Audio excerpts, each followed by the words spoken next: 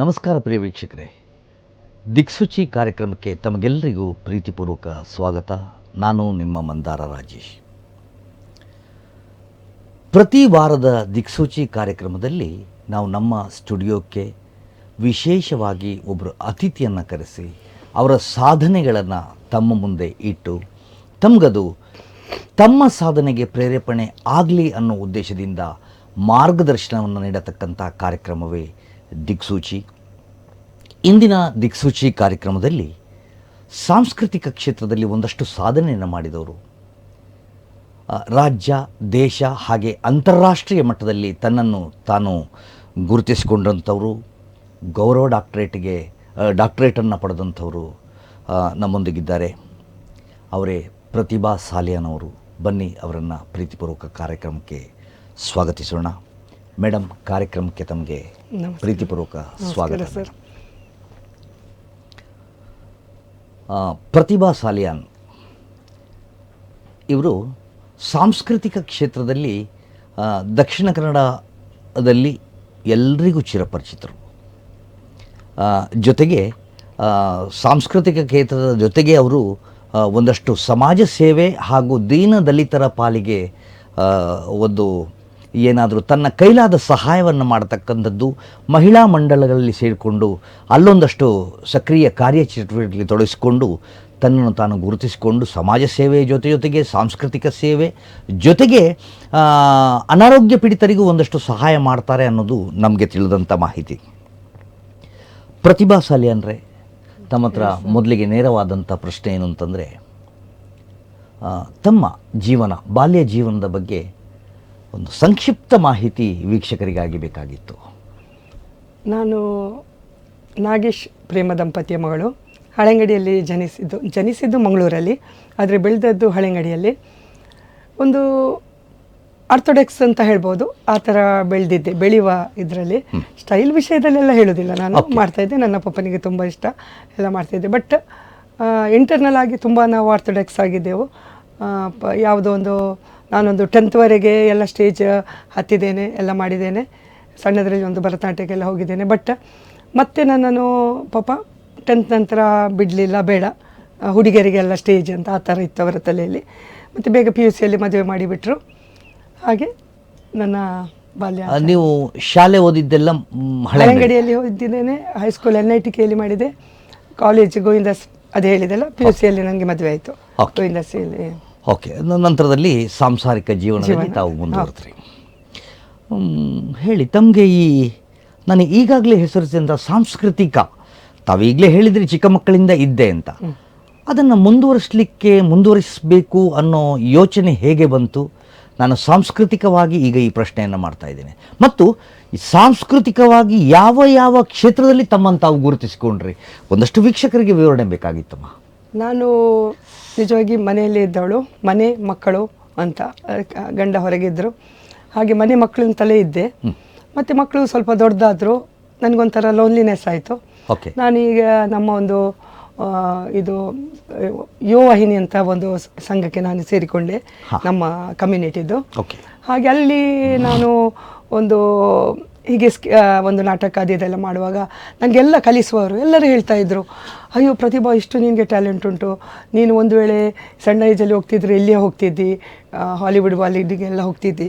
ಹಾಗೆಲ್ಲ ನನಗೆ ತುಂಬ ನಿಜವಾಗಿ ನನಗೆ ಅದೇ ಪ್ರೈಸ್ ಎಲ್ಲ ಸಿಕ್ಕಿತ್ತು. ನಾನೊಂದು ಯುವವಾಹಿನಿಯಲ್ಲಿ ಸೌಂದರ್ಯ ಸ್ಪರ್ಧೆ ಮಕ್ಕಳೊಟ್ಟಿಗೆ 18 ಅಬೋವ್ ಮಾಡಿದರು.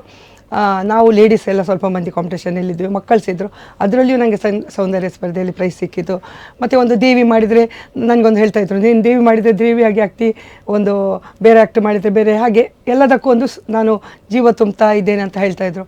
ನನಗೆ ಒಂದು ಮನಸ್ಸಲ್ಲಿ ಖುಷಿ ಕೊಡ್ತಾ ಇತ್ತು. ನಾನೊಂದು ಸ್ಟೇಜ್ ಹತ್ತಿ ಏನಾದರೂ ಪರ್ಫಾರ್ಮೆನ್ಸ್ ಮಾಡಿದರೆ ನನಗೆ ತುಂಬ ಖುಷಿ ಕೊಡ್ತಾ ಇತ್ತು. ಹಾಗೆ ನಾನು ಇದೇ ರೀತಿ ಒಂದು ಲಯನ್ಸ್ ಸೇರಿದೆ, JCI ಸೇರಿದೆ, ಎಲ್ಲ ಇಂಟರ್ನ್ಯಾಷನಲ್ ಕ್ಲಬ್ಗಳೆಲ್ಲ ಸೇರಿದೆ. ಎಲ್ಲದರಲ್ಲಿಯೂ ಪ್ರೈಸ್ ಸಿಗ್ತಾಯಿತ್ತು. ಲಯನ್ಸಲ್ಲಿ ಅಂತೂ ನಾನು ತುಂಬ ಡಿಸ್ಟ್ರಿಕ್ಟಲ್ಲೆಲ್ಲ ಫೇಮಸ್ ಆಗಿದ್ದೆ. ಒಳ್ಳೆ ನನ್ನ ಸಾಂಸ್ಕೃತಿಕ ರಂಗದಲ್ಲಿ ಒಳ್ಳೆ ನಾನು ಹೆಸರು ಮಾಡಿದ್ದೆ. ಮತ್ತು ನನಗೆ ನಂದೊಂದು ಫ್ರೆಂಡ್ ಇಲ್ಲಿ ಮಿಸಸ್ ಮ್ಯಾಂಗ್ಳೂರ್ ಮಾಡ್ತಾಯಿದ್ಲು, ಮರ್ಸಿ ಬ್ಯೂಟಿ ಪಾರ್ಲರಿದು ಓನರ್ ಮರ್ಸಿ ವೀಣಾ ಅಂತ. ಅವಳು ನನಗೆ ಯಾವಾಗ ಹೇಳಲಿಕ್ಕೆ ಶುರು ಮಾಡಿದ್ಲು, ನೀನು ಒಂದು ಮಿಸಸ್ ಮ್ಯಾಂಗ್ಳೂರಿಗೆ ಬಾ ಅಂತ ಹೇಳ್ತಾ ಇದ್ಲು. ನನಗೆ ಮಕ್ಕಳದೆಲ್ಲ ಜವಾಬ್ದಾರಿ ತುಂಬ ಇತ್ತು. ನಾನೇ ಸ್ವಲ್ಪ ನೋಡ್ತಾ ಇದ್ದೆ. ಹಾಗೆ ಬೇಡ ಅಂತ ಆಗ್ತಾ ಇತ್ತು. ಆದರೂ ಇವಳು ಹೇಳುವ ನೋಡುವ, ಒಂದು ಟ್ರೈ ಮಾಡುವ. ನಾನು ಅದೇ ಹೇಳಿದಲ್ಲ, ಮಾಡೆಲಿಂಗ್ ಫೀಲ್ಡಲ್ಲೆಲ್ಲ ಇದ್ದವಳೆ ಅಲ್ಲ ಮೊದಲು. ಹಾಗೆ ಅದರಲ್ಲಿಯೂ ಹೋದೆ. ಅದರಲ್ಲಿ ಸಹ ನಾನು ಸಿಟಿ ಲೆವೆಲ್ ವಿನ್ ಆದೆ, ಮಿಸಸ್ ಮ್ಯಾಂಗ್ಳೂರ್ ಆದೆ. ಮತ್ತು ಮುಂದಕ್ಕೆ ಹೋದೆ. ನಿಜವಾಗಿ ಹೋಗೋದಿಲ್ಲ ಅಂತ ಇದ್ದೆ. ಮತ್ತು ಪುನಃ ಎಲ್ಲರೂ ಹೇಳಿದರು, ಮ್ಯಾಂಗ್ಳೂರ್ ಆದೆಯಾ, ಮತ್ತು ನೀನು ಹೋಗು. ಹಾಗೆ ಅಲ್ಲಿ ಒಂದು ದಕ್ಷಿಣ ಕನ್ನಡ ಇತ್ತು, ಅದರಲ್ಲಿ ವಿನ್ ಆದೆ. ಇದರಲ್ಲಿ ರನ್ನರ್ ಅಪ್ ಆದೆ ಕರ್ನಾಟಕದಲ್ಲಿ. ಮತ್ತು ಇಂಡಿಯಾಕ್ಕೂ ಹೋದೆ ಲಾಸ್ಟಿಗೆ. ಅದರಲ್ಲೂ ತುಂಬ ಟಫ್ ಉಂಟು ಎಲ್ಲ ಹೋಗಲಿಕ್ಕೆ. ಯಾವುದು ಈಸಿ ಇಲ್ಲ. ನಾವು ಪ್ರಿಪರೇಷನ್ ತುಂಬ ಉಂಟು ಎಲ್ಲದರಲ್ಲೂ. ಬಟ್ ಅದೆಲ್ಲ ನಾನು ಚಾಲೆಂಜ್ ಆಗಿ ತಗೊಂಡೆ. ಮತ್ತು ಫೈನಾನ್ಷಿಯಲಿ ನಾವು ಲೇಡೀಸ್ ನಾವಾಗಿ, ನಾನು ಪ್ರಸ್ತುತ ಬ್ಯೂಟಿಷಿಯನ್ ನಾನು. ಆದ್ದರಿಂದ ನನಗೆ ಎಲ್ಲಿಯೂ ಕಷ್ಟ ಆಗಲಿಲ್ಲ. ಯಾಕೆ ಹೇಳಿದರೆ ನನ್ನದೇ ನಾನು ಅರ್ನ್ ಮಾಡ್ತಾಯಿದ್ದೆ. ನನ್ನಲ್ಲಿ ಹಣ ಇತ್ತು. ಒಂದು ಪಪ್ಪನಲ್ಲೇ ಆಗಲಿ, ಮಕ್ಕಳಲ್ಲೇ ಆಗಲಿ, ಗಂಡನಲ್ಲೇ ಆಗಲಿ ಯಾರ ಹತ್ರ ಕೇಳುವಂಥ ಪರಿಸ್ಥಿತಿ ಬರಲಿಲ್ಲ. ನನಗೆ ಮುಂದುವರಿಯಲಿಕ್ಕೆ ಇದು ಸಹ ಒಂದು ಫೈನಾನ್ಷಿಯಲ್ ಸಹ ನಮಗೊಂದು ಪ್ರೇರೇಪಣೆ ಅಂತ ಹೇಳ್ಬೋದು ಲೇಡೀಸಿಗೆ. ಹಾಗೆ ನಾನು ಇಂಡಿಯಾದವರೆಗೆ ಹೋಗಿ ಒಂದು ಫಿನಾನ್ಸ್ ಕ್ರೌನನ್ನು ತೆಗೆದುಕೊಂಡೆ. ಅಂದರೆ ತಾವು ಸಾಂಸ್ಕೃತಿಕ ಕ್ಷೇತ್ರದ ಜೊತೆಗೆ ಏನು ಕೆಲವು ಕಾಂಪಿಟೇಷನ್ಗಳಲ್ಲಿ ಭಾಗವಹಿಸಿ ನ್ಯಾಷನಲ್ ಲೆವೆಲ್ವರೆಗೆ ಪ್ರಶಸ್ತಿಯನ್ನು ಪಡೆದಿದ್ದೀರಿ. ಹೌದೌದು, ತಮಗೆ ಅಭಿನಂದನೆಗಳು. Thank you sir. ಜೊತೆಗೆ ನನ್ನ ಸಾಂಸ್ಕೃತಿಕ ಕ್ಷೇತ್ರ ಅಂತಂದೆ. ಭಾರತದ ಸಾಂಸ್ಕೃತಿಕ ಕ್ಷೇತ್ರ ತುಂಬ ವಿಶಾಲವಾಗಿರತಕ್ಕಂಥದ್ದು. ತಾವು ಸಾಂಸ್ಕೃತಿಕ ಕ್ಷೇತ್ರದಲ್ಲಿ ಯಾವುದನ್ನು ಆಯ್ಕೆ ಮಾಡಿಕೊಂಡಿದ್ದೀರಿ ಮತ್ತು ಯಾವುದರಲ್ಲಿ ಸಾಧನೆಯನ್ನು ಮಾಡಿದ್ದೀರಿ ಅಂತ ನನಗೆ ಇವತ್ತಿನ ಸಂದರ್ಶನದಲ್ಲಿ ಬೇಕಾಗಿದೆ. ಅಂದರೆ ಗಾಯನ ಇರ್ಬೋದು, ನಟನೆ ಇರ್ಬೋದು, ಹರಿಕತೆ ಇರ್ಬೋದು, ಯಕ್ಷಗಾನ ಇರ್ಬೋದು, ಭಜನೆ ಇರ್ಬೋದು, ನಾನು ಉದಾಹರಣೆಗಳು. ಅದರಲ್ಲಿ ತಾವು ಯಾವುದನ್ನು ಆಯ್ಕೆ ಮಾಡಿ ಯಾವುದರಲ್ಲಿ ಸಾಧನೆಯನ್ನು ಮಾಡಿದ್ದೀರಿ ಮತ್ತು ಯಾವುದು ಜನರಿಗೆ ಒಳ್ಳೆಯದು ಅಂತ ಹೇಳಲಿಕ್ಕೆ ಇಷ್ಟಪಡ್ತೀರಿ ಅನ್ನೋದು ನನ್ನ ಪ್ರಶ್ನೆ ಆಗಿದೆ. ನಾನು ಸಾಂಸ್ಕೃತಿಕ ಹೇಳಿದರೆ ಒಂದನ್ನೇ ಚೂಸ್ ಮಾಡಲಿಲ್ಲ. ಓಕೆ, ಎಲ್ಲದರಲ್ಲೂ ಇದ್ದೇನೆ. ಗುಡ್. ನಾಟಕ ಆಗಲಿ, ಡಾನ್ಸ್ ಆಗಲಿ, ಸ್ಕಿಟ್ ಆಗಲಿ, ಈಗ ಸಿಂಗಿಂಗಲ್ಲೂ ಇದ್ದೇನೆ. But bathroom singer. ಸಿಂಗಿಂಗಲ್ಲೂ ಇದ್ದೇನೆ. ಸಾಧಾರಣ ಸಾಂಸ್ಕೃತಿಕ ಅಂತ ಹೇಳಿದರೆ ಎಲ್ಲ ಏನು ಸಾಂಸ್ಕೃತಿಕ ರಂಗದಲ್ಲಿ ಉಂಟು ಅದರಲ್ಲಿ ಸಾಧಾರಣ ನಾನೆಲ್ಲ, ಯಕ್ಷಗಾನ ಇಲ್ಲ, ಭಾಗವತಿಕೆ ಇಲ್ಲ, ಆ ಥರದ್ದೆಲ್ಲ ಇಲ್ಲ. ಹಾಗೆ ಸಣ್ಣದು ಎಲ್ಲದರಲ್ಲೂ ನಾನು ಇದ್ದೇನೆ ಅಂತ ಹೇಳ್ಬೋದು. ಮತ್ತು ನಿಜವಾಗಿ ಅದರಲ್ಲಿ ಕೆಲವರು ಹೇಳ್ತಾರೆ ಸುಮ್ಮನೆ ಟೈಮ್ ವೇಸ್ಟ್ ನಿನಗೆ, ಯಾಕೆ? ಇಲ್ಲ, ನನಗೆ ಟೈಮ್ ವೇಸ್ಟ್ ಅಂತ ಕಾಣಲಿಲ್ಲ. ಯಾಕೆ ಹೇಳಿದರೆ ನಾನೊಂದು ಮಿಸ್ಸಸ್ ಇಂಡಿಯಾದವರೆಗೆ ಹೋದದ್ರಿಂದ ನಾನು ತುಂಬ ಫ್ಯಾಷನ್ ಶೋಗಳಲ್ಲಿ ಜಡ್ಜ್ ಆಗಿ ಹೋಗ್ತಾ ಇದ್ದೇನೆ. ತುಂಬ ನಾನು ಫ್ಯಾನ್ಸಿ ಡ್ರೆಸ್ ಆಗಲಿ, ಡ್ಯಾನ್ಸ್ ಆಗಲಿ, ಸಿಂಗಿಂಗಲ್ಲೂ ಹೋಗ್ತೇನೆ, ಎಲ್ಲದಕ್ಕೂ ಹೋಗ್ತೇನೆ. ಕೆಲವು ಕಡೆಯಲ್ಲಿ ಯಾವುದು ಎಕ್ಸ್ಪೆಕ್ಟೇಷನ್ ಇಟ್ಟು ಹೋಗೋದಿಲ್ಲ. ದಿಸ್ ಈಸ್ ಮೈ ಹಾಬಿ ಅಷ್ಟೇ. ನಾನು ಅದೇ ಬ್ಯೂಟಿಷಿಯನ್, ನಾನು ಅರ್ನ್ ಮಾಡೋದು ನನಗೆ ಮಾತ್ರ. ನಾನು ಫಸ್ಟ್ ಪ್ರಿಫರೆನ್ಸ್ ಅಂದ್ರೆ ತಾವು ಸಂಪಾದನೆಗಾಗಿ ಇದನ್ನ ಮಾಡ್ತಾ ಇಲ್ಲ. ಸಂಪಾದನಾ ಕ್ಷೇತ್ರ ಅನ್ನೋದು ತಮ್ಮ ಬ್ಯೂಟಿಷಿಯನ್ ನಾನು ಅದನ್ನು ಮಾಡ್ತಾ ಇದ್ದೇನೆ. ಇದೆಲ್ಲವೂ ನಿಮ್ಮ ಹವ್ಯಾಸ. ನಾನು ಬ್ಯೂಟಿಷಿಯನ್ ಒಟ್ಟೊಟ್ಟಿಗೆ ನಾನು ಹೆಂಗಸರಿಗೆ ಏನು ಬೇಕು ನೋಡಿ, ಬಟ್ಟೆಗಳ ಅಲ್ಲದೆ ಆರ್ನಮೆಂಟ್ಸ ಏನು ಬೇಕು ಅಂಥದ್ದು ಎಲ್ಲ ನಾನು 1 ಗ್ರಾಮ್ ಗೋಲ್ಡ ಅಂಥದ್ದು ಸಹ ಜೊತೆಗೆ ನನ್ನ ಬ್ಯೂಟಿಷಿಯನ್ ನೊಟ್ಟಿಗೆ ಜೊತೆಗೆ ಅದನ್ನು ಮಾಡ್ತಾ ಇದ್ದೇನೆ. ಹಾಗೆ ಇದನ್ನು ನಾನೊಂದು ನನ್ನ ಒಂದು ಹೆಣ್ಣು ಮಕ್ಕಳ ಸೌಂದರ್ಯಕ್ಕೆ ಏನು ಬೇಕು ಅದಕ್ಕೆ ಬೇಕಾದಂತ ಆಭರಣಗಳನ್ನು ಕೂಡ ತಾವೇ ಮಾಡಿ ಕೊಡ್ತೀರಿ. ಕೊಡುದಲ್ಲ, ಹೌದು, ಅದರ ಮಾರಾಟ ಕೂಡ ತಮ್ಮ ಹತ್ರ ಇದೆ. ಹಾಗಾಗಿ ರೆಂಟಿಗೂ ಕೊಡ್ತೇನೆ, ರೆಂಟಿಗೂ ಇದೆ. ಜೊತೆಗೆ ಅವರಿಗೆ ಏನು ವಸ್ತ್ರವನ್ನು ಕೂಡ ತಾವು ಪ್ರೊವೈಡ್ ಮಾಡುವಂತ ವ್ಯವಸ್ಥೆಯನ್ನು ಇಟ್ಟುಕೊಂಡಿರೋದ್ರಿಂದ ಆರ್ಥಿಕ ಬಲ ಅದರಿಂದ ಬರ್ತದೆ. ಇನ್ಯಾವುದೇ ಸಾಂಸ್ಕೃತಿಕ ಕಾರ್ಯಕ್ರಮವನ್ನು ನೀವು ಯಾವುದೇ ಹಣಕಾಸಿನ ನಿರೀಕ್ಷೆ ಇಟ್ಟು ಮಾಡ್ತಾ ಇಲ್ಲ, ಸಂಪೂರ್ಣ ಉಚಿತವಾಗಿ ಅಂತ ತಾವು ಹೇಳ್ತಾರೆ. ಉಚಿತವಾಗಿ ಅಂತಲ್ಲ, ಕೊಡ್ತಾರೆ. ಈಗ ನಾನು ಎಲ್ಲಿ ಸಹ ಎಕ್ಸ್ಪೆಕ್ಟ್ ಮಾಡೋದಿಲ್ಲ. ಬಟ್ ಈಗ ಕೆಲವು ಕಡೆಯಲ್ಲಿ ನಮಗೆ ಜಸ್ಟ್ ಸನ್ಮಾನ ಮಾಡ್ತಾರೆ, ಕೆಲವರು ಸರಿ ಗಿಫ್ಟ್ ಕೊಡ್ತಾರೆ, ಕೆಲವು ಕಡೆಯಲ್ಲಿ ಹಣ ಸಹ ಕೊಡ್ತಾರೆ. ಇಲ್ಲ ಅಂತ ಹೇಳುದಿಲ್ಲ, ಹಣದಲ್ಲೂ ಅದೇ ಅರ್ನಸ್ ಉಂಟು ಅಂತ ಹೇಳ್ಬೋದು. ಎಲ್ಲ ಒಂದ್ ಕಡೆ ಯಾರೋ ಹೇಳೋದು ಕೇಳಿದೆ, ತಾವು ರಾಜ್ಯ ಸರ್ಕಾರ ಸೇರಿದಂತೆ ಹಲವಾರು ಈ ಶಾರ್ಟ್ ಮೂವಿಗಳಿರ್ಬೋದು ಅಥವಾ ಧಾರಾವಾಹಿ ಕೂಡ ಅಂತ ನಾನು ಧಾರಾವಾಹಿ ಮಾಹಿತಿ ಬಂತು. ಹಾಗೆ ದೊಡ್ಡ ಪರದೆಯಲ್ಲೂ ಏನು ಅಂತ ಗೊತ್ತಿಲ್ಲ ನನಗೆ. ಸಿನಿಮಾ ಕ್ಷೇತ್ರಕ್ಕೆ ಹೋಗಿದ್ದಿರೋ ನನಗೆ ಗೊತ್ತಿಲ್ಲ. ಹೋಗಿದ್ದೇನೆ, ಅದು ಯಾವುದು ನನಗೆ ಬಂದದ್ದು ಕಾಣುದಿಲ್ಲ. ನಾನ್ ವೆಜ್ ಎಲ್ಲ ಮಾಡಿದ್ದೇನೆ ನಾನು ಬಿಗ್ ಮೂವೀಸ್ ಅಲ್ಲಿ. ಮತ್ತೆ ಒಂದು 2-3 ಹೀಗೆ ಸ್ವಲ್ಪ ಬೇರೆ ಡೈರೆಕ್ಟರ್ನವರೊಟ್ಟಿಗೆ ಸಣ್ಣ ಫಿಲ್ಮ್ ಅಲ್ಲಿ ಮಾಡಿದ್ದೇನೆ. ಅದು ಅಷ್ಟು ಬರಲಿಲ್ಲ. ಮತ್ತೆ ನಾನು ತೆರೆಗೆ ಬಾರದೇ ಇರಬಹುದು, ಬಟ್ ಈಗಿನ ಕ್ಷೇತ್ರದಲ್ಲಿ ನಾನು ನಿಮ್ಮನ್ನು ಪರಿಚಯ ಮಾಡುವಾಗ ನೀವು ಅದರಲ್ಲಿ ಮಾಡಿದ್ದೀರಿ ಅನ್ನೋದು ಒಂದು. ಮತ್ತೆ ತೆರೆಗೆ ಬಾರದ ಫಿಲ್ಮ್ ಎಲ್ಲವೂ ಅವಾರ್ಡಿಗೆ ಹೋಗ್ಲಿಲ್ಲ ಅಂತೇನಿಲ್ಲ. ನಾನೀಗ ಒಬ್ರು ಯಾರ್ದೋ ಒಂದು ಉದಾಹರಣೆ ಕೊಡ್ಬೋದು ಬೇಕಿದ್ರೆ. ಈಗ ಬೆಂಗಳೂರಲ್ಲಿ ಅದೆಷ್ಟೋ ನಿರ್ದೇಶಕರು ಅಥವಾ ನಿರ್ಮಾಪಕರು ತೆರೆಗೆ ಬಾರದಂತ ಫಿಲ್ಮ್ ಅನ್ನ ನಾವು ಇಂಟರ್ನ್ಯಾಷನಲ್ ಅವಾರ್ಡಿಗೆ ಕಳಿಸಿ ಅಲ್ಲಿ ಆಯ್ಕೆ ಆದದ್ದು ನಮಗೆಲ್ಲ ಗೊತ್ತಿರತಕ್ಕಂಥ ವಿಚಾರ. ಹಾಗಾಗಿ ಶಾರ್ಟ್ ಮೂವಿಯಲ್ಲಿ ಆದ್ರೆ ನಾನು ಅದೇ ಕರ್ನಾಟಕ ಸರ್ಕಾರದ್ದು ಯಾವುದೋ ಒಂದು ಹೇಳಿ, ಕರ್ನಾಟಕ ರಾಜ್ಯ ಸರ್ಕಾರದವರೊಂದು ಶಾರ್ಟ್ ಮೂವಿ ಮಾಡಿದ್ರು, ಅದು ಮಕ್ಕಳ ದತ್ತು ಸ್ವೀಕಾರ ಅಂತ. ಅದರಲ್ಲಿ ಮಡಿಲ ಬೆಳಗು ಬಾಳು ಸೊಬಗು, ಅದರಲ್ಲಿ ನಾನು ಮೇನ್ ರೋಲ್ ಮಾಡಿದ್ದೆ. ಅದಕ್ಕೆ ನಮಗೆ ಸೆಕೆಂಡ್ ಪ್ರೈಸ್ ಸಿಕ್ಕಿತ್ತು. ಮತ್ತೆ ಈ ಸಂದೇಶದವರೆಲ್ಲ ನಾನು ಅದೇ ಹೇಳಿದಲ್ಲ, ಸಂದೇಶ ಪ್ರತಿಷ್ಠಾನ ಅವರು ಮಾಡಿದ ಒಂದು ಎಂತ ಅವರು ಮಾಡಿದಲ್ಲ, ಅವರೊಂದು ಕಾಂಪಿಟೇಷನ್ ಮಾಡಿದ್ರು. ಅದರಲ್ಲಿ ಸಹ MG ರೋಡ್ 4th ಕ್ರಾಸ್ ಅಂತ ಇದಕ್ಕೂ ಅದರಲ್ಲೂ ನಾನು ಆಕ್ಟ್ ಮಾಡಿದ್ದೆ. ಅದರಲ್ಲೂ ನನಗೆ ಅದರಲ್ಲಿ ಸಹ ನಾನು ಸಾಧಾರಣ ಮೇನ್ ರೋಲ್ ಇದ್ದೆ. ಅದರಲ್ಲೂ ನಮಗೆ ಸೆಕೆಂಡ್ ಪ್ರೈಸ್ ಸಿಕ್ಕಿತ್ತು. ಮತ್ತೆ ಆದ್ಯ ಅಂತ ಒಂದು ದೀಪಕ್ ಗಂಗೂಲಿ ಅವರೊಂದು ನಮ್ಮ ಬ್ಯೂಟಿ ಇದರಲ್ಲಿ ನಾನು ಹೋಗಿದ್ದೆ ಅಲ್ಲ, ಮಿಸಸ್ ಮ್ಯಾಂಗ್ಳೂರಲ್ಲಿ, ಅವರು ಅದರ ಡೈರೆಕ್ಟರ್ ಆಗಿದ್ದು. ಅವರೊಂದು ಆದ್ಯ ಅಂತ ಮಾಡಿದ್ರು, ಅದರಲ್ಲಿ ನಾನು ಡಾಕ್ಟರ್ ರೋಲ್ ಮಾಡಿದ್ದೆ. ಅದು ಸಣ್ಣ ಮೂವಿ, ಅದು ಸಹ ನ್ಯಾಷನಲ್ ಲೆವೆಲ್ ಡೈರೆಕ್ಟರ್. ಯಾವುದೋ ಒಂದು ಸಬ್ಜೆಕ್ಟ್ಗೆ ಸಂಬಂಧಪಡಿಸಿ ತಾವು ಅಂತಾರಾಷ್ಟ್ರೀಯ ಐಕಾನಿಕ್ ಅವಾರ್ಡ್ ಕೂಡ ಪಡ್ಕೊಂಡಿದ್ದೀರಿ ಅಂತ ಕೇಳಿದ್ರೆ, ನನ್ನ ಈ ಎಲ್ಲ ಸಾಧನೆಯನ್ನು ಗುರುತಿಸಿ ನನಗೆ ಒಂದು ಇದರಲ್ಲಿ ಶಿಲ್ಪಕಾನ್ ಯೂನಿವರ್ಸಿಟಿದು ಇದರಲ್ಲಿ ನಮ್ಮ ಥೈಲ್ಯಾಂಡಲ್ಲಿ ನನಗೆ ಒಂದು ಅವಾರ್ಡ್ ಸಿಕ್ಕಿತ್ತು. ಸಂತೋಷ ಮೇಡಮ್. ಮಂಗಳೂರಿನವರು ಒಬ್ಬರು ಅಂತಾರಾಷ್ಟ್ರೀಯ ಐಕಾನಿಕ್ ಅವಾರ್ಡ್ ಪಡ್ಕೊಳ್ತಾರೆ ಅಂತಂದ್ರೆ ನಾವು ನಿಮ್ಮ ಜೊತೆ ಇರೋದು, ನೀವು ನಮ್ಮ ಜೊತೆ ಇರೋದು ಬಹಳ ಸಂತೋಷದ ವಿಚಾರ. ನಾನು ಎಣಿಸ್ಲಿಲ್ಲ ಸರ್, ನನ್ನ ಜೀವನದಲ್ಲಿ ಇಂಥದ್ದಾಗ್ತದೆ ಅಂತ ಎಣಿಸ್ಲಿಲ್ಲ. ಏನೋ ದೇವರು ಮಾಡಿಕೊಂಡು ಹೋಗಿದ್ದಾರೆ, ನಾನು ಅದಕ್ಕೊಂದು ಇದು ಕೊಡ್ತಾ ಇದ್ದೀನಿ. ಈಗ ತಾವು ಸಾಂಸ್ಕೃತಿಕ ಕ್ಷೇತ್ರದಲ್ಲಿ ಕರ್ನಾಟಕ ಮಾತ್ರವಲ್ಲ, ಇಡೀ ಭಾರತ ದೇಶದಲ್ಲೇ ಒಂದಷ್ಟು ಕೆಲಸ ಮಾಡಿದ್ದೀರಿ. ಅದು ತಮ್ಮ ದಾಖಲೆಗಳಿಂದ ತಿಳಿದು ಬರ್ತಾ ಇದೆ ಅಂತ ನಾವು ತಿಳ್ಕೊಂಡಂಥ ವಿಚಾರ. ತಮಗೆ ಎಲ್ಲೋ ಒಂದು ಕಡೆ ಗೌರವ ಡಾಕ್ಟರೇಟ್ ಬಂತು. ಹೌದು, ಅದು ಸಹ ನನ್ನ ಈ ಯಾವ ಸಾಂಸ್ಕೃತಿಕ ಕ್ಷೇತ್ರಕ್ಕಾಗಿ ಬಂದಿದ್ದು. ಅದಕ್ಕೆ ಗೌರವ ಡಾಕ್ಟರೇಟ್ ಬಂತು ಅಂದರೆ, ಗೌರವ ಡಾಕ್ಟರೇಟ್ ಬಂದಾಗ ತಾವು ಇನ್ನೊಂದಷ್ಟು ಮಾದರಿ ಆಗಬೇಕಾಗಿ ಬರ್ತದೆ, ಜೊತೆಗೆ ಇನ್ನಷ್ಟು ಜವಾಬ್ದಾರಿಗಳು ಜಾಸ್ತಿ ಆಗ್ತವೆ. ಖಂಡಿತ. ಯಾಕಂದ್ರೆ ಗೌರವ ಡಾಕ್ಟರೇಟ್ ಅನ್ನೋದು ಕೊಡೋದೇ ನಿಮ್ಮ ಜವಾಬ್ದಾರಿಯನ್ನು ಹೆಚ್ಚಿಸ್ಲಿಕ್ಕಾಗಿ ಮತ್ತು ನಿಮ್ಮನ್ನ ಸಮಾಜಕ್ಕೆ ಗುರುತು ಮಾಡುವುದರ ಜೊತೆಗೆ ನಿಮ್ಮ ವೈಯಕ್ತಿಕ ಜವಾಬ್ದಾರಿ ಜಾಸ್ತಿ ಆಗಿಬಿಡುತ್ತೆ. ಖಂಡಿತ. ಹೇಗೆ ನಿಭಾಯಿಸ್ತಾ ಇದ್ದೀರಿ ಇದನ್ನು? ನಾನು ಅದೇ ಹೇಳಿದೆಲ್ಲ, ಸಾಧಾರಣ ಏನು ಸಾಂಸ್ಕೃತಿಕ ಅದಿದ್ರು ನಾನು ಹೋಗ್ತೇನೆ. ನನ್ನ ಫಸ್ಟ್ ಪ್ರಿಫರೆನ್ಸ್ ನಾನು ಬ್ಯೂಟಿಷಿಯನ್ ಕೆಲಸಕ್ಕೆ. ಆದಮೇಲೆ ನಾನು ಅದರೊಟ್ಟಿಗೊಟ್ಟಿಗೆ ಜೊತೆಗೆ ಇದೆಲ್ಲ ಏನಾದರೂ ಒಂದು ಕಾಂಪಿಟೇಷನ್ ಇದೆ. ಈಗ ಮೊನ್ನೆ ಸಹ ಒಂದು ನಮ್ಮ ರಾಜಾಂಗಣ, ಉಡುಪಿ ರಾಜಾಂಗಣದಲ್ಲಿ ನೇಕಾರರ ಪ್ರತಿಷ್ಠಾನ ಮತ್ತು ಪುನಃ ಒಂದು ಯಾರೋ ಒಟ್ಟಾಗಿ ಒಂದು ನಾನು ಅಹಲ್ಯಬಾಯಿ ಹೋಲ್ಕರ್ ಮಾಡಿದ್ರು. ಆ ಕಾಂಪಿಟೇಷನ್ಸಲ್ಲಿ ಸಹ ನಾನು ಸೆಕೆಂಡ್ ಪ್ರೈಸ್ ತೆಗೆದೆ. ಅಲ್ಲಿ ಕ್ಯಾಶ್ ಪ್ರೈಸ್ ಇತ್ತು, ನಮಗೆ ಒಳ್ಳೆ ಕ್ಯಾಶ್ ಪ್ರೈಸ್ ಕೊಟ್ಟಿದ್ರು. ಹಾಗೆ ನೋಡಿ, ಸಾಂಸ್ಕೃತಿಕ ರಂಗದಲ್ಲಿ ನಾನು ಅದಕ್ಕಾಗಿ ಹೋಗದಿದ್ರು ನನಗೆ ಅದು ಯೂಸ್ ಹುಡುಕಿಕೊಂಡು ಬರ್ತದೆ ಅಲ್ಲ. ಪುನಃ ಹಣ ಸಹ ಕೆಲವರು ಹೇಳ್ತಾರೆ, ಯಾಕೆ ನೀನು ಟೈಮ್ ವೇಸ್ಟ್ ಮಾಡ್ತೀನಿ, ನೀನು ಅದರಲ್ಲಿ ಯಾಕೆ ಇರ್ತಿದ್ರೆ. ನನಗೆ ಒಂದು ನನ್ನ ಮನಸ್ಸಿಗೆ ಖುಷಿ ಕೊಡ್ತದೆ. ನನಗೆ ನನ್ನ ಸಾಂಸ್ಕೃತಿಕ ರಂಗ ಆಗಲಿ, ನನ್ನ ಒಂದು ವೇದಿಕೆ ಆಗಲಿ ನನಗೆ ತುಂಬ ಖುಷಿ ಕೊಡ್ತದೆ. ನನಗೊಂದು ಅದರೊಟ್ಟಿಗೆ ನಾನು ಹಣವನ್ನು ಅರ್ನ್ ಮಾಡ್ತಾ ಇದ್ದೀನಿ ಅದರಲ್ಲಿ. ಅದಕ್ಕೆ ಸಂಬಂಧಿಸಿ ನನಗೊಂದು ಇರತಕ್ಕಂಥದ್ದು, ಎಲ್ಲೋ ಒಂದು ಕಡೆ ಸಾಂಸ್ಕೃತಿಕ ರಂಗ ಹೇಳುವಂಥದ್ದು ಸಾಮಾನ್ಯ ಜನರು ತಿಳ್ಕೊಂಡಂತೆ ಅಲ್ಲ. ವೀಕ್ಷಕರೇ ಇದನ್ನು ಗಮನಿಸಬೇಕು.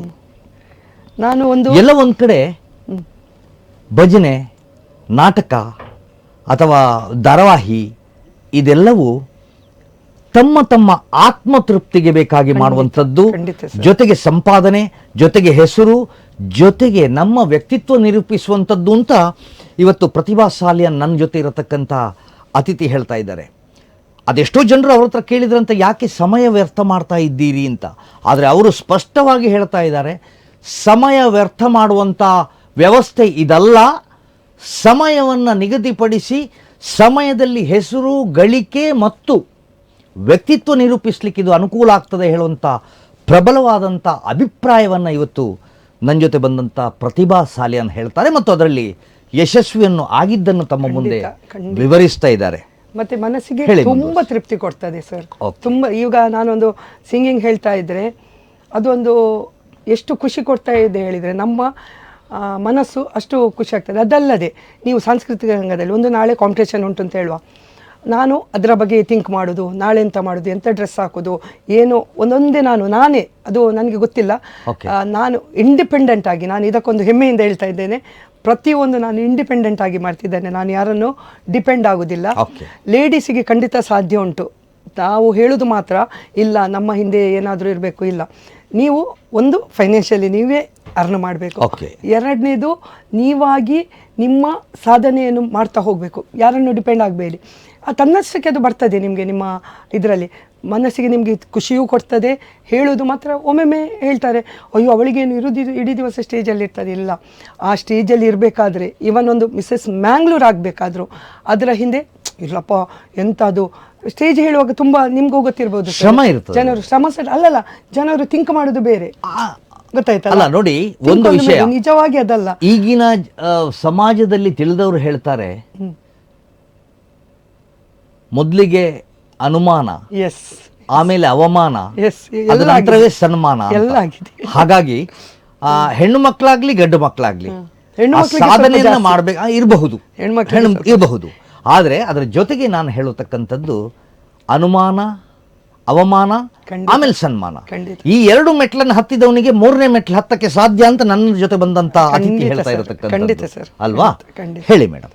ಹಾಗೆ ನಿಜವಾಗಿ ಅದೇ ನೀವು ಸ್ಟೇಜ್ ಅಂತ ಹೇಳುವಾಗ ಇವರೇ ಸರ್ ಹೇಳಿದಾಗೆ ಅವಮಾನ ಆಗ್ತದೆ, ಮತ್ತೆ ಏನು ಹೇಳ್ತಾರೆ, ಓ ಅಲ್ಲ, ಒಂದು ಬಾರಿ ಸನ್ಮಾನ ಬರಕ್ ಶುರು ಆದ್ರೆ ಮತ್ತೆ ಅವಮಾನ ಇಲ್ಲ, ಅನುಮಾನ ಇಲ್ಲ, ಅಲ್ಲಿ ಅನುಮಾನ ಅವಮಾನಕ್ಕೆ ಅವಕಾಶ ಇಲ್ಲ. ಈಗ ನಾನು ಅದೇ ಆ ಸ್ಟೆಪ್ ನಾನು ಹತ್ಯೆ ಆಗಿದೆ. Okay. ಹಾಗೆ ಸಂತೋಷ ಮೇಡಮ್. ಅದಕ್ಕೆ ನಾನು ಅದೇ ಎಲ್ಲರಿಗೂ ಮೇನ್ ನಾನು ಲೇಡೀಸ್ಗೆ ಹೇಳೋದು, ಇಲ್ಲ ನಿಮ್ಮ ಸಾಧನೆಯನ್ನು ನೀವು ಮಾಡಿ, ಒಳ್ಳೆ ರೀತಿಯಲ್ಲಿ ಮಾಡಿ, ಖಂಡಿತ ನೀವು ಒಂದು ದಿವಸ ಯಶಸ್ಸಿನ ಮೆಟ್ಲು ಖಂಡಿತ ಹತ್ತುತ್ತೀರಿ ಅಂತ ನಾನು ಎಕ್ಸಾಂಪಲ್. ಅಂದರೆ ತುಂಬ ಎಷ್ಟೋ ಅದೇ ಹೇಳ್ತೇನಲ್ಲ, ಒಂದು 30 ಜನ ಅಂಥವರು ಇರೋದು ಅವಮಾನ ಮಾಡುವವರು, 70 ಜನ ನಮ್ಮನ್ನು ಗೌರವಿಸೋರಿದ್ದಾರೆ, ಈಗಲೂ ಇದ್ದಾರೆ.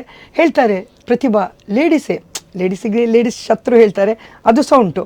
ಆದರೆ ಅಷ್ಟೇ 70% ಜನ ನಮಗೆ ಹೇಳ್ತಾರೆ, ಪ್ರತಿಭಾ ನೀವು ರೋಲ್ ಮಾಡಲ್, ನಿಮ್ಮಾಗಿ ನಮಗೂ ಆಗಬೇಕು, ನಿಮ್ಮಾಗಿ ಸಾಧನೆ ಮಾಡಬೇಕು, ನಿಮ್ಮಾಗಿ ಕಷ್ಟ. ನಾನು ನಿಜ ಹೇಳ್ತೇನೆ, ನಾನು ಕಷ್ಟಪಟ್ಟೇ ಮೇಲೆ ಬಂದದ್ದು. ಹಾಗೆ ಕಷ್ಟ ಖಂಡಿತ ಉಂಟು. ನೀವೊಂದು ಸಣ್ಣ ಒಂದು ಕಾಂಪಿಟೇಷನ್ಗೆ ಹೋಗಿ, ಅಲ್ಲಿ ಕಾಂಪಿಟೇಷನ್ ಬೇಡ, ನಾಳೆ ಒಂದು ನಿಮಗೆ ಸ್ಟೇಜಲ್ಲಿ ಒಂದು ಡಾನ್ಸ್ ಉಂಟು, ಅದು ಮಾಡಬೇಕಾದ್ರೂ ಅದ್ರ ಹಿಂದೆ ನೀವು ಡ್ರೆಸ್ಸಿದು ಪ್ರಿಪರೇಷನ್ ಆಗಬೇಕು, ಕಲಿಬೇಕು, ಹೇಗೆ ನಾನೊಂದು ಆ್ಯಕ್ಷನ್ ಮಾಡಬೇಕು, ಹೇಗೆ ಎಲ್ಲ ಅದರ ಬಗ್ಗೆ ನಾವು ಚಿಂತೆ ಮಾಡ್ತೇವೆ. ನಿಜವಾಗಿ ನೀವು ಸಾಂಸ್ಕೃತಿಕ ರಂಗದಲ್ಲಿ ಇದ್ದರೆ, ನೀವೊಂದು ದುಡಿತಾ ಇದ್ದರೆ ನಿಮಗೆ ಬೇರೆ ಯಾವ ಚಿಂತೆಯೂ ಬರುವುದಿಲ್ಲ. ಆರೋಗ್ಯವೂ ಚೆನ್ನಾಗಿರುತ್ತೆ ಅಂತೀರಿ? ಶೂವರ್, ಆರೋಗ್ಯವು ಖುಷಿ. ನಾವು ಖುಷಿ ಎಷ್ಟು ಇರ್ತೇವೆ ಅಷ್ಟು ಆರೋಗ್ಯ ನಮ್ಮದು ಒಳ್ಳೆಯದಾಗಿರ್ತದೆ. ಹಾಗೆ ಮತ್ತೆ ನಾನು ಹೇಳೋದು ಅದೇ, ಆರೋಗ್ಯದಿಂದಲೇ ನಮಗೆ ಇದೆಲ್ಲ ಬರೋದು ಅಂತ ಹೇಳ್ಬೋದು. ಹೌದು. ಹಾಗೆ ಈಗ ನನಗಿರತಕ್ಕಂಥದ್ದು ಎಲ್ಲೋ ನಾನು ಕೇಳಲ್ಪಟ್ಟೆ,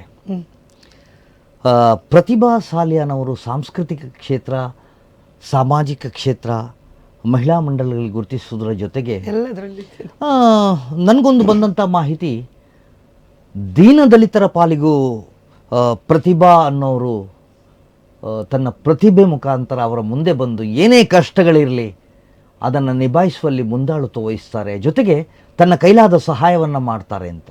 ಇದು ಹೌದಾ? ಇಲ್ಲಿ ಎಲ್ಲೋ ಒಂದು ಕಡೆ ತಾವು ಅಂಗವಿಕಲರಿಗೆ, ಕ್ಯಾನ್ಸರ್ ಪೀಡಿತರಿಗೆ ಏನೋ ಒಂದೆಲ್ಲ ಕೊಟ್ಟಿದ್ದು ಅಂತ ನನಗೆ ಮಾಹಿತಿ ಬಂತು. ಮೇಡಮ್, ಯಾಕೆ, ಏನು, ಎಂಥದ್ದು, ಅದರ ಹಿಂದೆ ಏನಾದರೂ ಉದ್ದೇಶಗಳಿದೆಯಾ ಏನು ಅಂತ? ಹಾಗೆ ಉದ್ದೇಶ ಅಂತ ಏನಿಲ್ಲ. ಏನು ಸರ್ ನೋಡಿ, ಫೈನಾನ್ಷಿಯಲಿ ಆಗಿ ತುಂಬ ಹೆಲ್ಪ್ ಮಾಡಲಿಕ್ಕೆ ಆಗೋದಿಲ್ಲ. ಆದ್ದರಿಂದ ನಮಗೆ ನಮ್ಮ ಕೈಲಾದ ಮಟ್ಟದಲ್ಲಿ ಬೇರೆ ರೀತಿಯಲ್ಲಿ, ಈಗ ನಾನೊಂದು ಬ್ಯೂಟಿಷಿಯನ್ ಆಗಿದ್ದೇನೆ. ಈಗ ಕ್ಯಾನ್ಸರ್ ಪೇಷಂಟಿಗೆ ಒಂದು ವಿಗ್ ಮಾಡಲಿಕ್ಕೆ 12 ಇಂಚಸ್ ಇದೊಂದು ಹೇರ್ ಬೇಕಾಗ್ತದೆ. ಆ ಹೇರನ್ನು ನಿಜವಾಗಿ ಅವರು ದಾನಿಗಳು, ಯಾರು ಕೊಡ್ತಾರೆ ನೋಡಿ ಅವರ ದಾನಿಗಳು, ನಾವು ಜಸ್ಟ್ ಅದರ ಸೇವೆ ಮಾಡೋದು, ಕಟ್ ಮಾಡೋದು ಅಷ್ಟೇ. ಕಟ್ ಮಾಡಿ ನಾನು ಹಾಗೆ ಯಾರೂ ಬಂದರು ನನ್ನ ಹತ್ರ ಹೇರ್ ಕಟ್ಟಿಗೆ ಬರುವಾಗ ಹೇಳ್ತಾರೆ, ಮೇಡಮ್ ನಮ್ಮದು ಹೇರ್ ಸ್ವಲ್ಪ ಲಾಂಗ್ ಉಂಟು, ನಾನು ಆಗ ಅವರಿಗೆ ವಿವರಿಸ್ತೇನೆ, ಹೀಗೆ 12 ಇಂಚಸ್ ಇದು, ಅದನ್ನು ನಾನು ಕಟ್ ಮಾಡಿದರೆ ನಾನು ಅವರ ಹತ್ರ ಹಣ ತಗೊಳ್ಳೋದಿಲ್ಲ. ಕೆಲವರು ಮ್ಯಾಮ್ ನಾವು ಅದಕ್ಕಾಗಿಯೇ ಇಟ್ಟಿದ್ದೇವೆ ಅಂತ ಬರ್ತಾರೆ, ಆಗ ಕಟ್ ಮಾಡ್ತೀನಿ. ನಾನು JCಯಲ್ಲಿರುವಾಗ ನಾನು ಕ್ಯಾಂಪ್ ಸಹ ಮಾಡ್ತಿದ್ದೆ, ಹೇರ್ ಡೊನೇಷನ್ ಡ್ರೈವ್ ಕ್ಯಾಂಪ್ ಸಹ ಮಾಡಿದ್ದೇನೆ.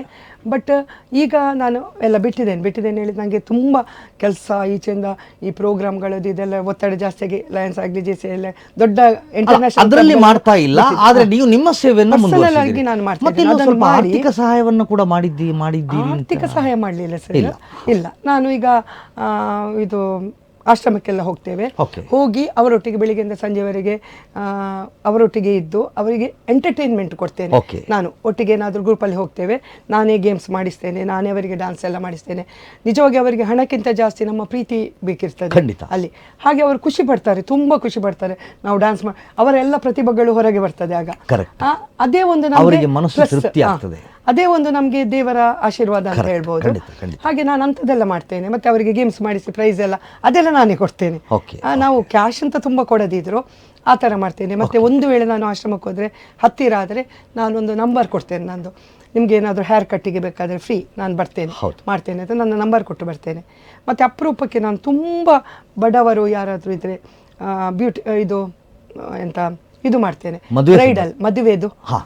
ನಾನು ತುಂಬ ಪಾಪದವರಾದರೆ ಅದು ನೋಡ್ತೇನೆ, ತುಂಬ ಫ್ರೀ ಮಾಡ್ತೇನೆ. ಹಾಗೆ ನನಗಿರತಕ್ಕಂಥದ್ದು ಇಷ್ಟು ವರ್ಷ ಸಾಮಾನ್ಯ ಇದನ್ನು ಎಷ್ಟು ವರ್ಷಗಳಿಂದ ಮಾಡ್ತಾ ಇದ್ದೀನಿ? ನಾನು ಬ್ಯೂಟಿಷಿಯನ್ ಮಾಡಲಿಕ್ಕೆ ಶುರುವಾಗಿ ಒಂದು 28 ವರ್ಷ ಆಯಿತು. ಓಕೆ. ಮತ್ತು ನಾನೊಂದು ಸಾಂಸ್ಕೃತಿಕ ರಂಗಕ್ಕೆ ಬಂದು ಒಂದು 10 ವರ್ಷ ಆಗಿರ್ಬೋದು ಅಷ್ಟೇ.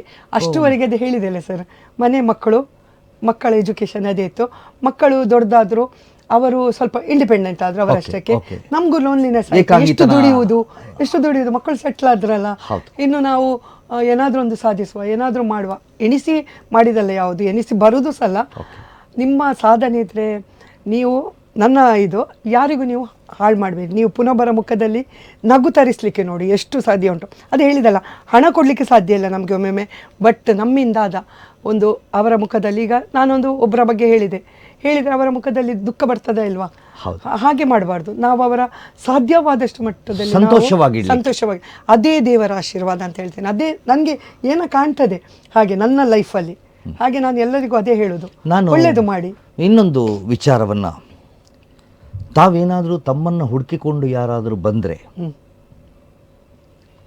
ಜನರಿಗೆ ಮೊದಲಾಗಿ ಏನು ಹೇಳಕ್ಕೆ ಇಷ್ಟಪಡ್ತೀರಿ ಮತ್ತು ಏನು ಸಹಾಯವನ್ನು ಮಾಡಲಿಕ್ಕೆ ತಮ್ಮಿಂದ ಸಾಧ್ಯ, ಅಥವಾ ಯಾರಾದರೂ ಒಬ್ಬರು ಕಷ್ಟ ಅಂತ ಬಂದಾಗ ಎಲ್ಲರೂ ಮಾಡಬೇಕಾದ್ದು ಮೊದಲ ಕರ್ತವ್ಯ ಏನು, ತಮ್ಮ ಮನಸ್ಸಿಗೆ ಕಂಡಂತೆ ಮುಕ್ತವಾಗಿ ಹಂಚಿಕೊಳ್ಳಿ ಮೇಡಮ್.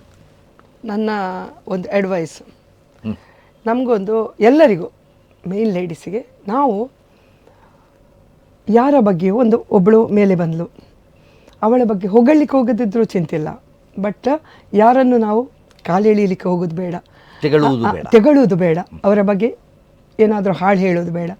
ಸಪೋರ್ಟ್ ಮಾಡಿ, ಖಂಡಿತ ಅವಳ ಮೇಲೆ ಬರ್ತಾಳೆ. ನೀವು ಅವಳಿಗೆ ಸಪೋರ್ಟ್ ಮಾಡಿ ದೇವರು ನಿಮಗೆ ಡಬ್ಬಲ್ ಸಪೋರ್ಟ್ ಮಾಡ್ತಾನೆ. ಎಕ್ಸಾಂಪಲ್, ನಾನು ಇವತ್ತಿನವರೆಗೆ ಈಗ ನನ್ನೊಂದು ಕ್ಯಾನ್ಸರ್ ಪೇಷಂಟ್ ಒಂದು ಫ್ರೆಂಡ್ ಇದ್ಲು, ನಾನು ಅವಳೀಗ ನಿನ್ನೆಯೂ ಸಿಕ್ಕಿದ್ಲು, ಪ್ರತಿಭಕ್ಕ ನಿಮ್ಮಿಂದ ಎಷ್ಟು ಖುಷಿ ಆಗ್ತದೆ ಅವಳನ್ನು ನೋಡುವಾಗ. ಅವಳ ಇದರಿಂದ ಹೊರಗೆ ಬಂದಿದ್ದಾಳೆ, ಅಷ್ಟು ಈಗ ಚೆಂದಾಗಿದ್ದಾಳೆ, ಅಷ್ಟು ಹೇರ್ ಬಂದಿದೆ ಅವಳಿಗೆ. ಫುಲ್ ಹೇರ್ ಇಲ್ಲದಿದ್ಲು. ನಾನು ಅವಳಿಗೆ ಅದೇ ವಿಗ್ಗಿಗೆ ಸಹ ತುಂಬ ಟ್ರೈ ಮಾಡಿದೆ, ಬಟ್ ಅವಳಿಗೆ ಏಜಲ್ಲೆಲ್ಲ ಸಿಕ್ಕಿತ್ತು. ಈಗಲ್ಲ, 1 year ಬ್ಯಾಕ್ ಐ ಥಿಂಕ್. ಈಗ ಅವಳು ಹೆಲ್ದಿ ಆಗಿದ್ದಾಳೆ, ಹ್ಯಾಪಿಯಾಗಿದ್ದಾಳೆ. ಅವಳ ಮುಖ ನೋಡುವಾಗ ನನಗೆ ಎಷ್ಟು ಖುಷಿ ಆಗ್ತದೆ ಹೇಳಿದರೆ, ನಾನು ಅವಳನ್ನು ಒಂದು ಇದರಿಂದ ತರಲಿಕ್ಕೆ ಅವಳು ಒಳಗೆ ಸ್ವಲ್ಪ ಆದಲು. ನಾನು ಹೇಳಿದ್ದು, ಇಲ್ಲ ನೀನು ಹೊರಗೆ ಬಾ. ನಾನು ನನ್ನ JCಯಲ್ಲಿ ಅವಳನ್ನೊಂದು ಪ್ರೆಸಿಡೆಂಟ್ ಸಮೇತ ಮಾಡಿದೆ. ಅವಳಿಗೊಂದು ಆಸೆ ಇತ್ತು, ಅಂದರೆ ಅವಳು ಎಣಿಸೋದು ನಾನು ನೆಕ್ಸ್ಟ್ ಇಯರ್ ಇರುವುದಿಲ್ಲ ಅಂತ. ಇಲ್ಲ, ನಾನು ಅಂಥ ಮಾತು ಯಾವಾಗ ಸಹ ಹೇಳಬೇಡ ಹೇಳಿದ್ದೇನೆ. ಇಲ್ಲ, ಎಲ್ಲ ಜಯಿಸಿ ಬಂದಿದ್ದಾಳೆ. ಅಂಥದ್ದೆಲ್ಲ ನಾನು ತುಂಬ ಹೆಲ್ಪ್ ಮಾಡಿದ್ದೇನೆ. ಈಗ ಸಹ ನಾನು ನನ್ನಿಂದ ಆದಷ್ಟು, ಈಗೀಗ ಸ್ವಲ್ಪ ನೋವಾಗ್ತದೆ, ಯಾಕೆ ಹೇಳಿದ್ರೆ ನಾನು ಎಷ್ಟು ಅಲ್ಲಿ ಹೆಲ್ಪ್ ಮಾಡಿದೆ ಅಲ್ಲಿ ನನಗೆ ಗುದ್ದು ಜಾಸ್ತಿ ಸಿಗ್ತಾ ಉಂಟು.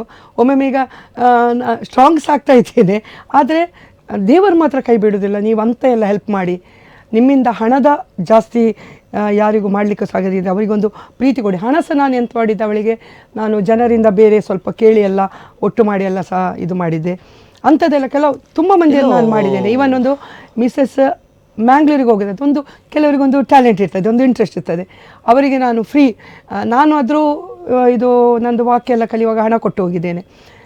ನಾನು ನನ್ನಿಂದ ಹೇಳ್ತೇನೆ, ಬನ್ನಿ ನನ್ನಲ್ಲಿ ಬನ್ನಿ, ನಿಮಗೆ ಡ್ರೆಸ್ ಬೇಕಾ, ಯಾವ ಥರ ಮಾಡಬೇಕು ನಾನೆಲ್ಲ ಹೇಳಿಕೊಡ್ತೇನೆ ನಿಮಗೆ.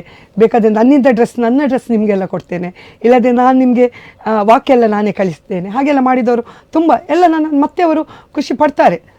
ಖುಷಿ, ಪ್ರತಿಭಾ ನೀವು ಹೀಗೆ ಮಾಡಿದ್ದೀರಿ, ನಮ್ಗೆ ಹೀಗೆ ಮಾಡಿದ್ದೀರಿ ಅಂಥದ್ದೆಲ್ಲಾದರೂ ನಾವು ಮಾಡಿ ಮನುಷ್ಯರ ಬೇರೆಯವರ ಹತ್ರ ನಾವೊಂದು ಅವರ ದಿನ ಅದೇ ಹೇಳೋದು, ಬೇರೆಯವರ ಮುಖದಲ್ಲಿ ನಗು ತರಿಸುವ ನಾವು, ಅದೇ ದೇವರ ಆಶೀರ್ವಾದ. ನೀವು ದೊಡ್ಡ ದೇವಸ್ಥಾನಕ್ಕೆ ಹೋಗ್ಬೇಕು ಅಂತಿಲ್ಲ, ದೊಡ್ಡ ಪೂಜೆ ಮಾಡಬೇಕು ಅಂತಿಲ್ಲ, ಖಂಡಿತ ದೇವರು ಎಲ್ಲಿಯೂ ಕೈ ಬಿಡಲ್ಲ, ಇವತ್ತಿನವರೆಗೆ ಬಿಡಲಿಲ್ಲ ನನ್ನನ್ನು. ಎಲ್ಲ ಒಂದು ಕಡೆ ಅಂತರಾಳದಿಂದ ತಾವು ಮಾತಾಡ್ತಾ ಇದ್ದೀರಿ. ಹೌದು. ಅಂತರಾಳದಿಂದ ಮಾತಾಡ್ತಾ ಇರುವಂಥದ್ದು ನಿಮ್ಮ ಮುಖದಲ್ಲಿ ಮನುಷ್ಯನ ವ್ಯಕ್ತಿತ್ವದ ಅಥವಾ ಮನುಷ್ಯನ ಮನಸ್ಸಿನ ಕೈಗನ್ನಡಿ ಅಂತ ಹೇಳ್ತಾರೆ. ಆ ಕೈಗನ್ನಡಿ ನಿಮ್ಮ ಮುಖದಲ್ಲಿ ಸ್ಪಷ್ಟವಾಗಿ ನಾನು ಕಂಡೆ. ಈಗ ಎಲ್ಲೋ ಒಂದು ಕಡೆ ಮಾನಸಿಕವಾಗಿ ತಾವು ಎಲ್ಲೋ ಒಂದು ಕಡೆ ಅದು ಆನಂದ ಭಾಷ್ಪ ಅಂತ ಕರೀಲೋ ಅಥವಾ ಏನು ತಮ್ಮ ಮುಗ್ಧತೆ ಅಂತ ಕರೀಲೋ ಅಥವಾ ತಮ್ಮ ಒಳಗಿನ ಒಂದು ಎಂಥ ಆತ್ಮತೃಪ್ತಿ ಅಂತ ಕರೀಲೋ ನನಗೆ ಗೊತ್ತಿಲ್ಲ. ಯಾಕಂದ್ರೆ ನಿರೂಪಕನಾಗಿ ನಾನು ಅಷ್ಟೇ ಹೇಳಕ್ಕೆ ಸಾಧ್ಯ. ನಿಮ್ಮ ಕಾರ್ಯಕ್ರಮ ಶುಭವಾಗಲಿ ಅಮ್ಮ ಅಂತ ನಾನು ಹಾರೈಸ್ತೇನೆ. ನಿಮ್ಮ ಆಶೀರ್ವಾದ ಜೊತೆಗೆ ಎಲ್ಲರ ಆಶೀರ್ವಾದ ನಿಮ್ಮಂಥವ್ರದ್ದು. ಖಂಡಿತ. ಜೊತೆಗೆ ಕಾರ್ಯಕ್ರಮದ ಕೊನೆ ಹಂತದಲ್ಲಿ ನಾನು ಏನಾದರೂ ವೀಕ್ಷಕರಿಗೆ ತಾವು ಹೇಳಬೇಕು ಅಂತ ಇದ್ದರೆ, ನಿಮ್ಮ ಮನಸ್ಸು ಬಿಚ್ಚಿ ಒಂದೆರಡು ಮಾತನ್ನು ಹೇಳಲಿಕ್ಕೆ, ಸಂಕ್ಷಿಪ್ತವಾಗಿ ಹೇಳಲಿಕ್ಕೆ ಇಲ್ಲಿ ಅವಕಾಶ ಇದೆ. ಮಾತಾಡಿ ಮೇಡಮ್, ಮುಕ್ತವಾಗಿ ಮಾತಾಡಿ. ಮತ್ತು ಅದು ಹೇಳೋದಾದರೆ, ನಾನು ಜೀವನದಲ್ಲಿ ತುಂಬ ಕಷ್ಟ ಅನುಭವಿಸಿದ್ದೇನೆ. ನನ್ನ ಸಣ್ಣ ಏಜಲ್ಲೇ ನನಗೆ ದೊಡ್ಡ ಕಷ್ಟ ಬಿತ್ತು ಎಲ್ಲ. ಆದರೆ ಅದೇ ನಾನು ಹೇಳಿದಲ್ಲ, ನನಗೊಂದು ಮಗಳಿದ್ಲು. ನಾನು ಎಲ್ಲಿಯೂ ಎದೆಗೊಂದಲಿಲ್ಲ. ನನ್ನ ಮನಸ್ಸಲ್ಲಿ ಒಂದೇ ಇತ್ತು, ನನ್ನ ಮಗಳು. ಅದನ್ನು ನಾನು ಒಳ್ಳೆ ರೀತಿಯಲ್ಲಿ ಪೂರೈಸಿದೆ. ಮಗಾದ ಅವನ ಇದನ್ನು ನಾನು ಒಳ್ಳೆ ರೀತಿಯಲ್ಲಿ ಪೂರೈಸಿದೆ, ಅದೇ ತೃಪ್ತಿ. ಅದರ ನಂತರ ನಾನು ಅದೇ ಸಮಾಜ ಸೇವೆಯ ನನ್ನೊಂದು ಸಾಂಸ್ಕೃತಿಕವ ಎಲ್ಲ ಅದೇ ನಾನು ಹೇಳೋದು. ನೀವು ಜೀವನದಲ್ಲಿ ಕಷ್ಟಪಟ್ಟರೆ, ಜೀವನದಲ್ಲಿ ಕಷ್ಟಪಟ್ಟು ದುಡಿದ್ರೆ ನೀವು ಎಲ್ಲರಿಗೂ, ನಾನು ಈಗಿನ ಕಾಲದಲ್ಲಿ ಲೇಡೀಸ್ ಬೇರೆ ಜೆಂಟ್ಸ್ ಬೇರೆ ಅಂತಿಲ್ಲ. ಆದ್ದರಿಂದ ಮೊದಲಿನ ಕಾಲದಾದರೆ ಲೇಡೀಸಿಗೆ ಒಳಗೆ ಕೂತ್ಕೊಳಿಸ್ತಿದ್ರು, ಯಾವ ಕಷ್ಟ ಬಂದರೂ ಹಾಗೆಲ್ಲ. ಈಗ ಹಾಗೆಲ್ಲ. ನೀವು ಕಷ್ಟಪಟ್ಟು ದುಡೀರಿ, ಖಂಡಿತ ಜೀವನದಲ್ಲಿ ಸಾಧಿಸ್ತೀರಿ. ಈವನ್ ನಾನು ಕೌನ್ಸಿಲರ್ ಅಲ್ಲ, ಬಟ್ ನಾನು ಬ್ಯೂಟಿಷಿಯನ್ ಆಗಿ ನನಗೆ ನನ್ನ ಮನೆಯಲ್ಲಿ ಯಾರೇ ಲೇಡೀಸ್ ಬಂದರೆ ಕಷ್ಟ ಹೇಳ್ತಾರೆ. ಲೇಡೀಸ್ ಅಂತ ಹೇಳೋದು ಒಬ್ಬರಿಂದ ಒಬ್ಬರು ಹೇಳ್ತಾರೆ. ಅವಳು ಕಷ್ಟ ಹೇಳಿದನ್ನು ನೀವು ಮಾತ್ರ ಇಟ್ಕೊಳ್ಳಿ, ಅದನ್ನು ಹೊರಗೆ ಕೊಂಡೋಗಬೇಡಿ. ಅವಳಿಗೆ ಸಮಾಧಾನ ಹೇಳಿ, ಖಂಡಿತ ಅವಳ ಜೀವನ ಒಳ್ಳೆಯದಾಗ್ತದೆ. ನಾನು ಅದೇ ಮಾಡೋದು. ಒಮ್ಮೊಮ್ಮೆ ನಮ್ಮ ಕಷ್ಟವನ್ನು ನಾವು ಬೇರೆಯವ್ರ ಹತ್ರ ಹೇಳ್ತೇವೆ, ನಮ್ಗೆ ಗೊತ್ತಿರೋದಿಲ್ಲ. ಅದನ್ನು ನೆಗಡಲಿಕ್ಕೂ ಸಾಕು, ಹೇಳಿಕೊ ಹೊರಗೆ ಹೋಗಿ. ನಾವು ನಿಜವಾಗಿ ಅದು ದುಃಖದಿಂದ ಹೇಳಿರ್ತೀವಿ ನಮ್ಮ ದುಃಖವನ್ನು. ಆದರೆ ಎಲ್ಲಿ ಸಹ ಹೊರಗೆ ಕೊಂಡೋಗಬೇಡಿ. ನಾವು ಅವರ ದುಃಖದಲ್ಲಿ ಪಾಲಾಗುವ, ಅದೇ ನಂದು ಒಂದೇ. ದೇವರು ಎಲ್ಲಿಯೂ ಕೈ ಬಿಡೋದಲ್ಲ, ಅದೇ ನಮಗೆ ದೇವರ ಕೆಲಸ. ಹಾಗೆಯೇ ನಾವು ಎಷ್ಟು ನೀವು ಸಾಂತ್ವನ ಮಾಡಿದರೆ ಅಷ್ಟು ಇದು. ನಾನು ಈಗ ಸಕ್ಸಸ್ ಆಗಲಿಕ್ಕೆ ಕಾರಣ ನಾನು ಅದೇ ಅಂತ ಹೇಳ್ತೇನೆ. ಮತ್ತು ನನಗೆ ಸ್ಟೇಜ್ ಅಂದರೆ ದೇವರದ ಇದರಿಂದ ನನಗೇನು ವೇದಿಕೆ, ನನಗೇನು ಹೆದರಿಕೆ ಇಲ್ಲ. ಎಲ್ಲಿ ಈಗ ನಾಳೆ ಸಹ ಒಂದು ಕಾಂಪಿಟೇಷನ್ ಉಂಟು, ರಾಣಿ ಹಬ್ಬಕ್ಕನಾಗಿ ಪಾಠ ಮಾಡ್ತಾ ಇದ್ದೇನೆ. ಕಾನ್ಫಿಡೆನ್ಸ್ ಲೆವೆಲ್ ಇದ್ದರೆ ನೀವು ಎಲ್ಲಿ ಸಹ ಜಯಗಳಿಸ್ತೀರಿ, ಅಷ್ಟು ಅಂತ ನಾನು ಎಲ್ಲ ವೀಕ್ಷಕರಿಗೆ ಹೇಳ್ತಾ ಇದ್ದೀನಿ. ಮತ್ತು ಕಷ್ಟ ಬಂತು ಅಂತ ನೀವು ಕುಗ್ಗಿ ಕೂತ್ಕೊಳ್ಬೇಡಿ. ಕಷ್ಟ ಪ್ರತಿಯೊಬ್ಬರಿಗೂ ಬೇರೆ ಬೇರೆ ರೀತಿಯಲ್ಲಿ ದೇವರು ಕೊಟ್ಟಿರ್ತಾನೆ. ಆ ಕಷ್ಟವನ್ನು ಎದುರಿಸಿ ನಡೆಯಿರಿ. ಎಕ್ಸಾಂಪಲ್, ನಾನು ಗೊತ್ತಿರ್ಬೋದು ನಿಮಗೆ, ಸಾಧಾರಣ ಎಲ್ಲರಿಗೂ ನನ್ನ ಕಷ್ಟ ಗೊತ್ತಿರ್ಬೋದು, ನಾನು ಮಾಡಿದ ಸಾಧನೆ ಗೊತ್ತಿರ್ಬೋದು, ಎಲ್ಲ ಗೊತ್ತಿರ್ಬೋದು. ಅದಕ್ಕೆಲ್ಲ ಕಾರಣ ನನ್ನ ನಿಷ್ಠೆ, ನನ್ನ ಒಂದು ಕಷ್ಟ, ದೇವರ ಆಶೀರ್ವಾದ, ಜನರ ಆಶೀರ್ವಾದ. ಜನರ ಆಶೀರ್ವಾದವೂ ಬೇಕು. ಯಾಕೆ ಹೇಳಿದರೆ, ನೀವು ಎಷ್ಟು ಜನರು ಇದು ಮಾಡಿದರೆ, ನಮಗೆ ಆಶೀರ್ವಾದ ಮಾಡಿದರೆ, ಅದು ಸಹ ಒಂದು ಬ್ಲೆಸ್ಸಿಂಗ್ ದೇವರದು. ಎಷ್ಟು ಅಂತ ಹೇಳ್ತಾ ಇದ್ದೇನೆ ಸರ್. ಇನ್ನು ಹೇಳಿಕೆ ತುಂಬ ಉಂಟು. ಎಲ್ಲ ಒಂದು ಕಡೆ ಒಬ್ಬರು ಕವಿ ಹೇಳಿದ್ದಾರೆ, ಮೊದಲು ಮಾನವನಾಗು ಅಂತ. Yes yes. ಸಾಧ್ಯ ಆದರೆ ವೀಕ್ಷಕರು ಆ ಹಾಡನ್ನು ಕೇಳಿ, ಅದು ನಮ್ಮ ಇವತ್ತು ನಮ್ಮ ಸ್ಟುಡಿಯೋದಲ್ಲಿ ಇರತಕ್ಕಂಥ ಪ್ರತಿಭಾ ಸಾಲಿಯಾನ್ ಅವರ ಸಂದರ್ಶನಕ್ಕೆ ಪೂರ್ತಿ ಕೊಡತಕ್ಕಂಥದ್ದು, ಏನಾದರೂ ಆಗು ಮೊದಲು ಮಾನವನಾಗು ಅಂತ ಹೇಳತಕ್ಕಂಥ ಒಂದು. ಯಾರಿಗೋ ಆ ಹಾಡಲ್ಲಿ ಕವಿ ಒಂದು ಕಡೆ ಹೇಳ್ತಾನೆ, ಜಾತಿ ಮರಿಬೋ, ಜಾತಿ ಬೇಕಾಗಿಲ್ಲ, ನೀತಿ ಬೇಕಾಗಿಲ್ಲ, ಜಾತಿ ಬೇಕಾಗಿಲ್ಲ, ನೀನು ಯಾವ ವ್ಯಾಪಾರ ಮಾಡ್ತೀಯ ಅನ್ನೋದು ಅವಶ್ಯಕತೆ ಇಲ್ಲ. ಅಲ್ಲಿ ಮೊದಲು ಮನುಷ್ಯತ್ವ ಅನ್ನೋದಕ್ಕೆ ಪ್ರಾಧಾನ್ಯತೆ ಕೊಡು ಅಂತ ಹೇಳತಕ್ಕಂಥ ಮಾತು ಆ ಕವಿಯ ಮನಸ್ಸಿನ ಒಳಗಿನಿಂದ ಬಂದಂಥ ಮಾತಾಗಿದೆ. ಅದು ಇವತ್ತು ನನ್ನ ಜೊತೆ ಇರತಕ್ಕಂಥ ಪ್ರತಿಭಾ ಸಾಲ್ಯಾನ್ರಿಗೆ ಅನ್ವಯಿಸ್ತದೆ ಅಂತ ನಾನು ಬಯಸ್ತೇನೆ. ಯಾಕೆಂತಂದರೆ ಅವರು ಇಷ್ಟೊತ್ತಿನ ಸುದೀರ್ಘ ಮಾತಲ್ಲಿ ಎಲ್ಲ ವಿಚಾರಗಳನ್ನು ತಮ್ಮ ಮುಂದೆ ತೆರೆದಿಟ್ಟಿದ್ದಾರೆ, ತನ್ನ ಸಾಧನೆಯನ್ನು ತೆರೆದಿಟ್ಟಿದ್ದಾರೆ. ಹೆಣ್ಣುಮಕ್ಕಳೇ ಆಗಲಿ ಗಂಡು ಮಕ್ಕಳೇ ಆಗಲಿ ಯಾವುದೇ ರೀತಿಯ ಅವಮಾನಕ್ಕೆ ಹೆದರದೆ, ಅವಮಾನಕ್ಕೆ ಅಂಜದೆ, ಸಂಶಯಕ್ಕೆ ನೀವು ನಿಮ್ಮ ಕೆಲಸವನ್ನು ಮುಂದುವರಿಸ್ತಾ ಇರಿ, ಸಂಶಯ ಪಡುವವರು ಪಡ್ತಾ ಇರಲಿ, ಆಮೇಲೆ ಸನ್ಮಾನ ಸಿಗ್ತದೆ. ಆ ಸನ್ಮಾನ ಶಾಶ್ವತ ಹೇಳುವಂಥದ್ದು ಪ್ರತಿಭಾ ಸಾಲ್ಯಾನ್ ಅವರ ಒಟ್ಟಾರೆ ಸಾರಾಂಶ. ಸಮಾಜದಲ್ಲಿ ಕೆಟ್ಟವನಾಗಬೇಡ, ಸಮಾಜಕ್ಕೆ ಮಾದರಿಯಾಗಿ ಬದುಕು ಅಂತ ಹೇಳತಕ್ಕಂಥದ್ದು ಅವರ ಮಾತಿನ ಸಾರಾಂಶ. ಏನೇ ಆಗಲಿ ಮೇಡಮ್, ಅಭಿಮತ ವಾಹಿನಿಯ ಸ್ಟುಡಿಯೋದಲ್ಲಿ ಬಂದಿದ್ದೀರಿ. ಇವತ್ತು ಕರ್ನಾಟಕದಾದ್ಯಂತ ಸುಮಾರು 31 ಜಿಲ್ಲೆಗಳಲ್ಲಿ ಅಭಿಮತ ವಾಹಿನಿ ಪ್ರಸಾರ ಆಗ್ತಾ ಇದೆ. ಸುಮಾರು 25 ಲಕ್ಷದಷ್ಟು ಜನ ವೀಕ್ಷಕರಿದ್ದಾರೆ. ಅವರಿಗೆ ತಮ್ಮ ಮುಖ, ತಮ್ಮ ವಿಚಾರ ತಲುಪ್ತಾ ಇದೆ. ಇದು ಸಂತೋಷದ ವಿಚಾರ. ಜೊತೆಗೆ ನಿಮಗೆ ನಿಮ್ಮ ಕೆಲಸದಲ್ಲಿ ಯಶಸ್ಸು ಸಿಗಲಿ, ನಿಮಗೆ ಇನ್ನಷ್ಟು ಹೆಸರು ಗಳಿಸುವಂತಾಗಲಿ, ಸಮಾಜಕ್ಕೆ ತಾವು ಮಾದರಿಯಾಗಲಿ.